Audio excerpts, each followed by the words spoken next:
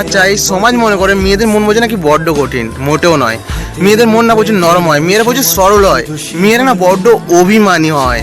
মেয়েরা কথায় কথায় অভিমান করে, আর সেই অভিমানটাকে তুমি যদি রাগ মনে করো তাহলে বাস তুমি ভুল। মেয়েদের অভিমান বুঝতে হয়। মেয়েরা তার উপরে অভিমান করে যাকে তারা প্রচুর প্রচুর ভালোবাসে। তোমার প্রিয় মানুষটা যদি তোমাকে বলে যাও আমাকে কল করবে না, তাহলে তোমাকে বুঝতে হবে তুমি তাকে সততই কল দাও, আর কল দিয়ে তাকে সরি বলো। তুমি যদি তোমার প্রিয় মানুষটাকে জিজ্ঞাসা করো কি গো তোমার মন খারাপ, তখন উত্তরে সে যদি তোমাকে বলে না আমার মন খারাপ নয়, তখন তোমাকে বুঝতে হবে যে তার মন খারাপ, তার অভিমান হয়েছে। সে ভেতরে ভেতরে কেঁদে কেঁদে তার মনটাকে সমুদ্র বানিয়ে ফেলেছে। আর কিছু কিছু ক্ষেত্রে না মেয়েদের মনটা হচ্ছে উল্টো হয়।